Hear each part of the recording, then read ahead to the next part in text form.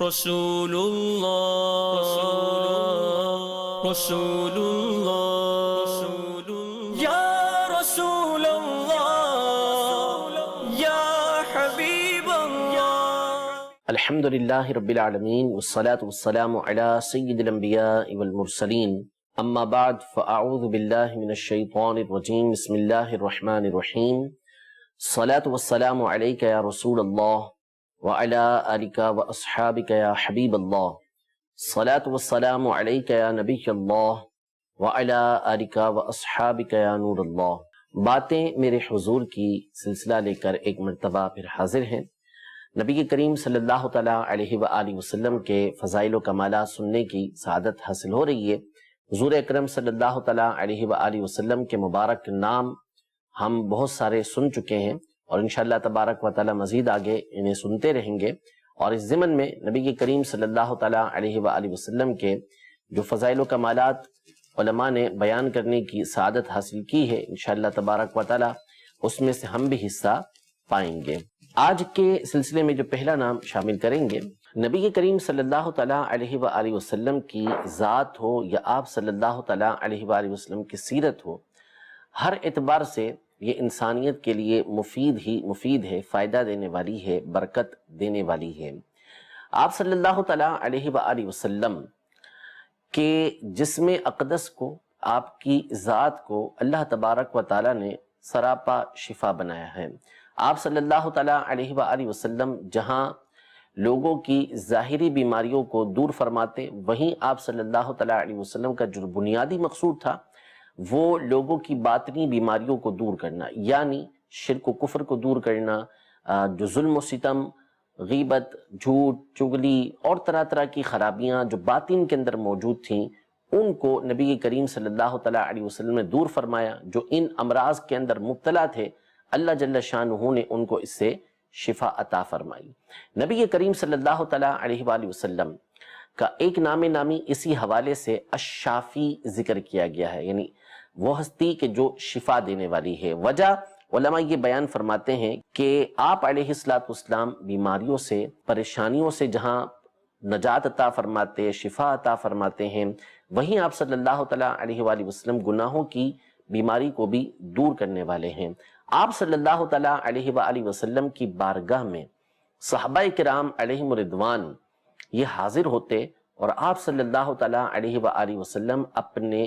مبارک ہاتھ سے ان کو ایسے ایسے امراض سے اور ایسی تکالیف سے نجات عطا فرماتے، ان کو ایسی شفا عطا فرماتے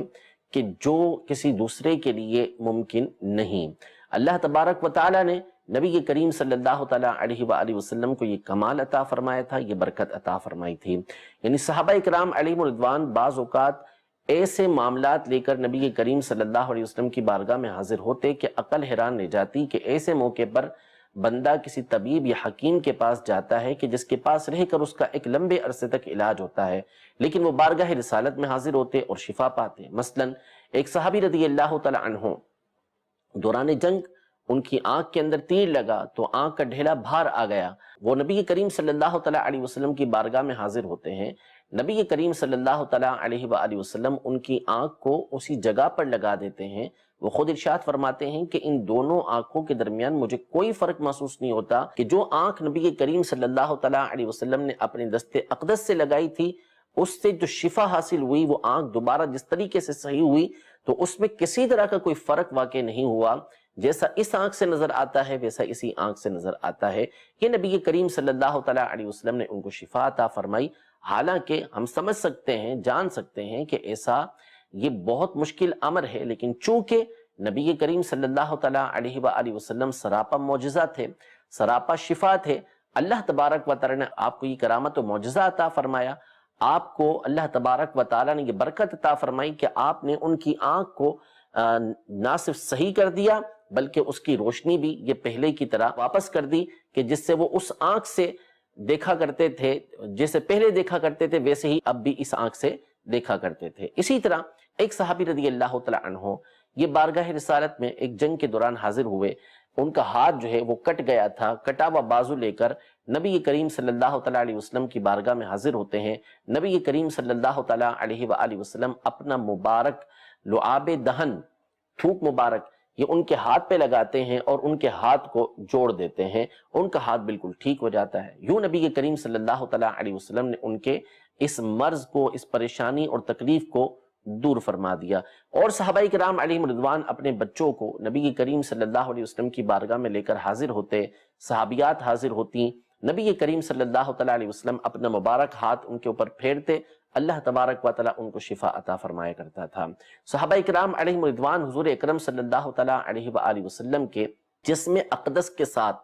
کس طرح شفا حاصل کیا کرتے تھے، اس کا اندازہ بخاری شریف کے اس واقعے سے ہم لگا سکتے ہیں کہ حضرت سیدتنا ام سلمہ رضی اللہ تعالیٰ عنہا کے پاس نبی کریم صلی اللہ تعالیٰ علیہ وآلہ وسلم کا ایک بال مبارک تھا، جسے آپ چاندی کی نلی کے اندر رکھا کرتی تھیں۔ مدینہ شریف کے اندر جو بیمار ہوتا وہ آپ کی بارگاہ میں حاضر ہوتا، آپ رضی اللہ تعالیٰ عنہا پانی کے اندر اس بال کو گھما کے انہیں دے دیا کرتی تھی، وہ پانی پیتے، پانی کو استعمال کرتے، اللہ تبارک و تعالیٰ ان کو شفا عطا فرماتا تھا۔ یہ بخاری شریف کے اندر موجود ہے۔ حضور اکرم صلی اللہ تعالیٰ علیہ وآلہ وسلم کے وصال ظاہری کے بعد بھی، دنیا سے پردہ فرمانے کے بعد بھی، اللہ تبارک و تعالیٰ آپ کی برکتوں سے بیماروں کو شفا عطا فرماتا ہے۔ حضرت سیدنا امام بوصیری رحمۃ اللہ تعالیٰ علیہ کا واقعہ ہمارے سامنے ہے کہ امام بوصیری رحمۃ اللہ تعالیٰ علیہ، جن کا قصیدہ بردہ شریف اللہ تبارک و تعالیٰ نے اس کو قبولیت عامہ عطا فرمائی، دنیا کے تقریباً ہر ملک میں جہاں پہ مسلمان آباد ہیں، آپ کے اس قصیدے کو پڑھا جاتا ہے اور اس کو پسند کیا جاتا ہے۔ جب سے آپ نے اسے لکھا اس وقت سے لے کر آج تک اللہ تبارک و تعالیٰ نے اس کو عوام میں ایک مقبولیت عطا فرمائی، جس کو قصیدہ بردہ شریف کہا جاتا ہے۔ اس کا اگر پس منظر ہم دیکھیں کہ کیا اس کا سبب بنا اس قصیدہ بردہ شریف کا، تو امام بوصیری رحمۃ اللہ تعالیٰ علیہ جو نعت گو شاعر تھے، عالم بھی تھے، ان کو فالج کا اٹیک ہوا، انہوں نے علاج کروایا، شفا نہیں ملی، قصیدہ لکھا نبی کریم صلی اللہ تعالیٰ علیہ وسلم کی شان میں، اور اس میں نبی کریم صلی اللہ علیہ وسلم کے دست اقدس کا ذکر کیا کہ آپ کے ہاتھ کی برکت سے اللہ تبارک و تعالیٰ لوگوں کو شفا عطا فرماتا ہے۔ خواب میں نبی کریم صلی اللہ تعالیٰ علیہ وآلہ وسلم کی زیارت ہوئی، نبی کریم صلی اللہ تعالیٰ علیہ وسلم نے اپنا مبارک ہاتھ ان کے جسم پر پھیرا اور اس پر چادر ڈالی، اللہ تبارک و تعالیٰ نے ان کو شفا عطا فرمائی۔ صبح ہوئے دیکھا کہ بالکل جسم ٹھیک ہو چکا ہے اور چادر بھی جسم کے اوپر موجود ہے۔ چادر کو عربی کے اندر بردہ کہا جاتا ہے۔ اسی وقت سے آپ کا یہ قصیدہ بردہ شریف کے نام سے مشہور ہو گیا۔ تو اللہ تبارک و تعالیٰ نے نبی کریم صلی اللہ علیہ وسلم کو اب بھی یہ قدرت عطا فرمائی ہے کہ ان کی بارگاہ میں جو عرض کرے کہ میں بیمار ہوں، مجھے شفا عطا فرمائے، تو اللہ تبارک و تعالیٰ نبی کریم صلی اللہ تعالیٰ علیہ وآلہ وسلم کے صدقے میں شفا عطا فرماتا ہے۔ آپ صلی اللہ تعالیٰ علیہ وآلہ وسلم جس طرح ظاہر کی بیماریوں کو دور فرماتے تھے، تکلیف کو دور فرما دیا کرتے تھے، اسی طرح جو بنیادی مقصد تھا نبی کریم صلی اللہ علیہ وسلم کا، وہ باطن کی بیماریوں کو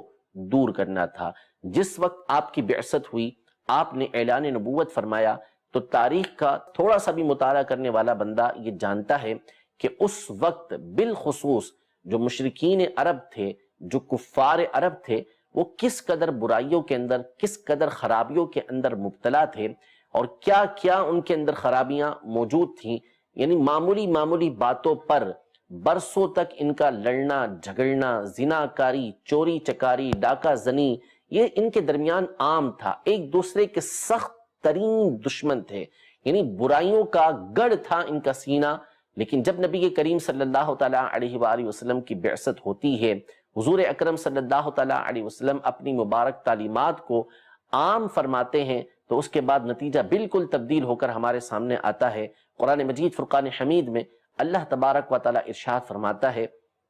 وَاذْكُرُوا نِعْمَةَ اللَّهِ عَلَيْكُمْ اِذْ كُنْتُمْ أَعْدَاءً فَأَلَّفَ بَيْنَ قُلُوبِكُمْ فَأَصْبَحْتُمْ بِنِعْمَتِهِ إِخْوَانًا۔ یعنی اللہ کی اس نعمت کو یاد کرو جو اس نے تم پر کی، جب تم آپس میں سخت دشمن تھے، اللہ نے تمہارے درمیان محبتیں پیدا فرما دی، تمہارے دلوں کو ملا دیا، اور تم اس کی نعمت کی وجہ سے آپس میں بھائی بھائی ہو گئے۔ تم ایک دوسرے کے دشمن تھے، یعنی عداوتیں تھیں، دلوں کے اندر بغض تھا، دلوں کی بیماری تمہارے اندر موجود تھی، نبی کریم صلی اللہ تعالیٰ علیہ وآلہ وسلم اللہ تبارک و تعالیٰ کی وہ نعمت کہ جن کے ذریعے اللہ تبارک و تعالیٰ نے تمہاری اس بیماری کو دور فرمایا، تمہاری ان خرابیوں کو دور فرمایا، اور نتیجہ یہ نکلا کہ تم آپس میں بھائی بھائی ہو گئے۔ یہ جو باطن کی خرابی تھی، باطن کی بیماری تھی، نبی کریم صلی اللہ تعالیٰ علیہ وآلہ وسلم کے ذریعے اللہ تبارک و تعالیٰ نے دور فرمائی۔ وہی لوگ، وہی صحابہ کرام علیہم رضوان کہ جو ایمان لانے سے قبل دوسروں کی عزت کو پامال کیا کرتے تھے، ایک دوسرے سے برسا برس تک جھگڑا کیا کرتے تھے، لیکن جب ایمان لے کر آتے ہیں، نبی کریم صلی اللہ تعالیٰ علیہ وآلہ وسلم کی مبارک صحبت ان کو ملتی ہے، تو پھر نتیجہ یہ نکلتا ہے کہ نبی کریم صلی اللہ تعالیٰ علیہ وآلہ وسلم کی مبارک صحبت کی وجہ سے ان کے دلوں کو وہ پاکیزہ شفا ملتی ہے کہ اب دوسروں کی عزتوں کے محافظ اور دوسروں کی عزتوں کو بڑھانے والے بن جاتے ہیں۔ کسی کی دل آزاری کرنے کا تصور تک ان کے درمیان سے ختم ہو جاتا ہے۔ یہ سارا کا سارا نبی کریم صلی اللہ تعالیٰ علیہ وآلہ وسلم کی مبارک ذات و سیرت کی وجہ سے تھا۔ اسی لیے علماء نے نبی کریم صلی اللہ تعالیٰ علیہ وسلم کا ایک مبارک نام الشافی ذکر کیا ہے۔ تو یہ کچھ تفصیل تھی نبی کریم صلی اللہ تعالیٰ علیہ وسلم کے اس مبارک نام الشافی کی۔ عربی زبان کا یہ اسلوب اور قاعدہ ہے کہ جب کسی کی تعریف کے اندر مبالغہ کرنا ہو یا اس کی کوئی خوبی بیان کرنی ہو کہ اس کے اندر یہ خوبی بہت زیادہ پائی جاتی ہے، تو پھر اس کے لیے مصدر کا لفظ استعمال کرتے ہیں۔ یعنی اس کو یوں سمجھیں کہ کسی کے علم کی تعریف کرنی ہے تو اس کا ایک طریقہ تو یہ ہے کہ کہا جائے کہ وہ بہت بڑا عالم ہے، لیکن بعض اوقات اس کے علم کی کثرت کو بیان کرنے کے لیے اس کے اندر بہت زیادہ علم پایا جاتا ہے، کہیں گے کہ وہ علم ہے، یعنی سراپا علم ہے، علم ہی علم اس کے اندر موجود ہے۔ قرآن پاک ہدایت دینے والا ہے، یہ بھی لفظ درست ہے، لیکن قرآن پاک چونکہ سراپا ہدایت دینے والا ہے، اس کے اندر ہدایت کے راستے بہت سارے موجود ہیں، تو کہا گیا کہ یہ جو قرآن ہے یہ ہدایت ہے، یعنی مکمل طور پر ہدایت ہے، اس کے اندر ہدایت کا بہت زیادہ سامان پایا جاتا ہے۔ تو اس بات کو سامنے رکھیں، نبی کریم صلی اللہ تعالیٰ علیہ وآلہ وسلم کی ذات گرامی کے اندر بھی اللہ تبارک و تعالیٰ نے وہ شفا رکھی ہے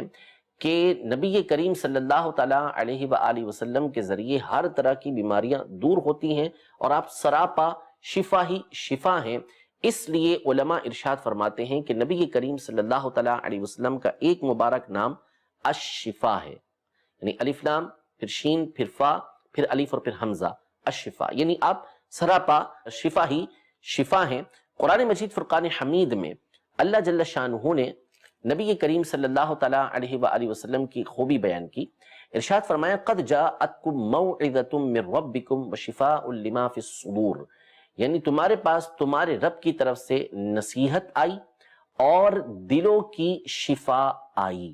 یہاں پر یہ ارشاد فرمایا کہ اے لوگوں، تمہارے پاس تمہارے رب کی طرف سے ایک تو نصیحت آئی ہے، دوسری جو چیز ہے وہ دلوں کی شفا تشریف لے کر آئی ہے۔ وہ دلوں کی شفا کیا ہے؟ تو اس کے بارے میں علماء فرماتے ہیں کہ قیل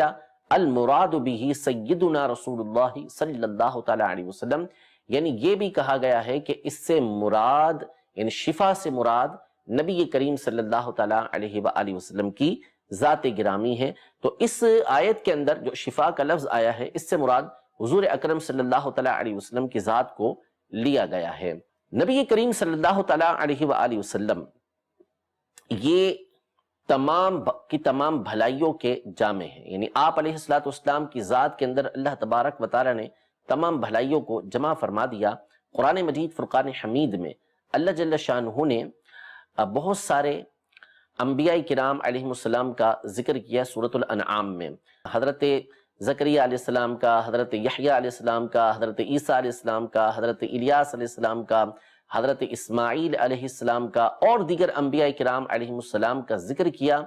اور ان کی تعریف کی، اور پھر اس کے بعد ارشاد فرمایا کہ یہ وہ لوگ ہیں کہ جن کو اللہ نے ہدایت دی، تو آپ ان کی ہدایت کی اقتداء کیجئے۔ اس کا ایک معنی علماء نے یہ بیان کیا کہ یہ تمام کے تمام انبیاء کرام علیہ السلام، ان کے اندر خوبیاں ہی خوبیاں ہیں،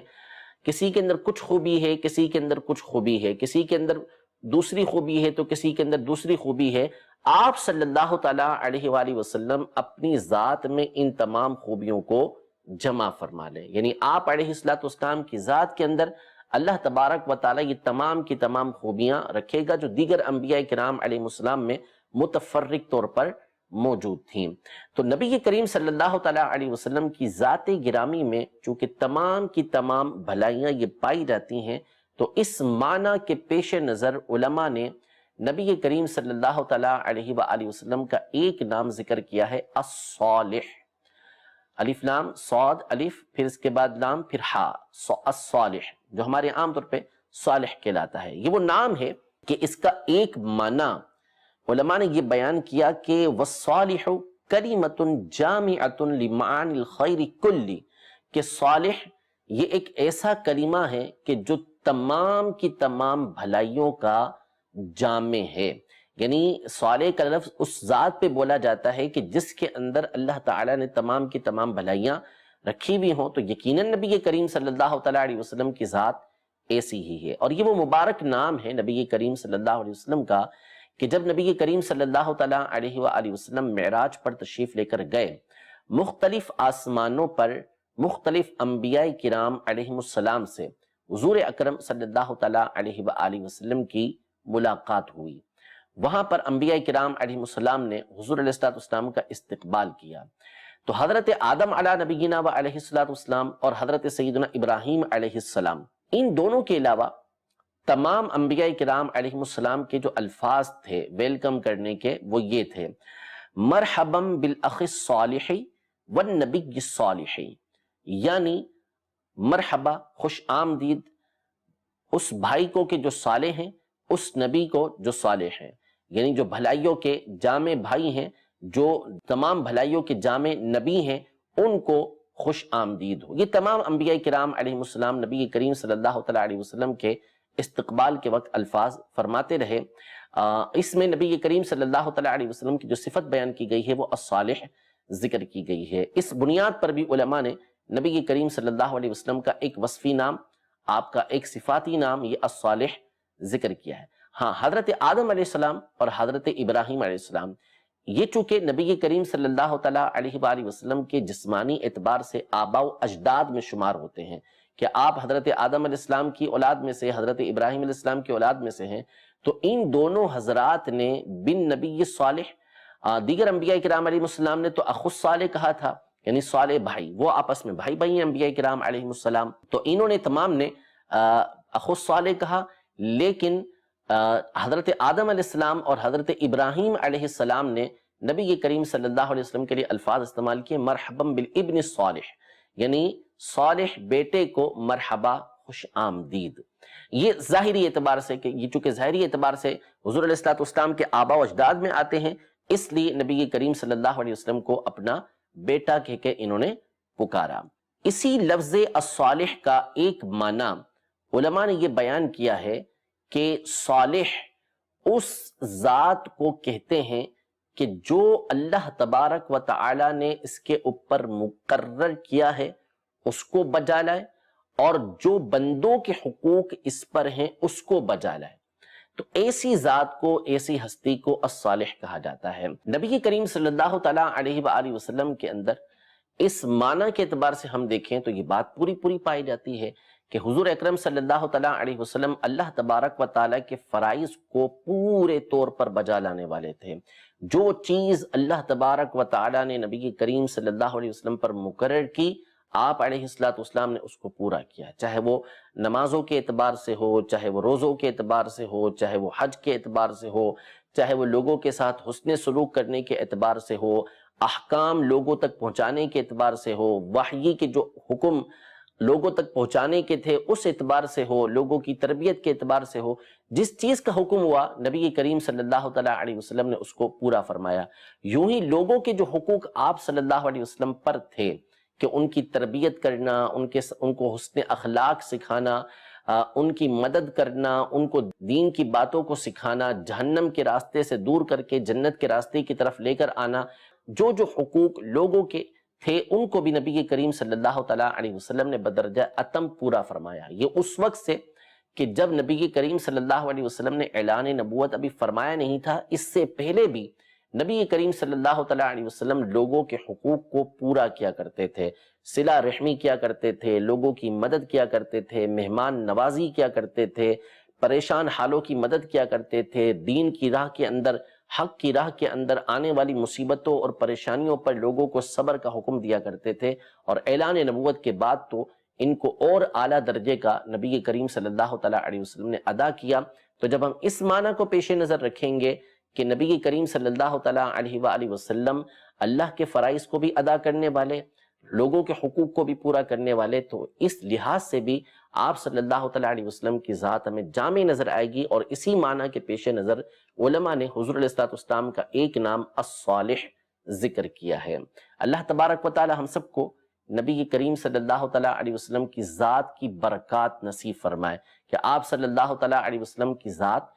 اور آپ کی سیرت کے صدقے میں اللہ تبارک و تعالی ہمیں ظاہر اور باطن کی شفا عطا فرمائے، اور نبی کریم صلی اللہ تعالیٰ علیہ وآلہ وسلم کے اللہ تبارک و تعالیٰ کے حقوق ادا کرنے جو آپ پر مقرر تھے، اس کے صدقے میں ہمیں بھی اللہ تبارک و تعالیٰ اپنی اطاعت و فرما برداری کرنے کی توفیق عطا فرمائے، حقوق العباد ہمیں ادا کرنے کی توفیق عطا فرمائے، ہماری ذات سے اللہ تبارک و تعالیٰ سب کو محفوظ فرمائے۔ ہمیں چاہیے کہ نبی کریم صلی اللہ تعالیٰ علیہ وآلہ وسلم کی سیرت کا مطالعہ کریں، آپ کے طرز زندگی کا مطالعہ کریں، آپ کی سنتوں کا مطالعہ کریں، اور اس کو اپنی زندگی کے اندر نافذ کریں، تو انشاءاللہ تبارک و تعالیٰ حضور علیہ الصلوۃ والسلام کے اس نام الصالح کا صدقہ ہمیں ملے گا، اور ہماری دنیا اور آخرت دونوں سنور جائے گی۔ رب تبارک و تعالیٰ ہمیں اس سلسلے کی برکتیں نصیب فرمائے، آمین بجاہ النبی الامین صلی اللہ تعالیٰ علیہ وآلہ وسلم۔ رسول اللہ، رسول اللہ، یا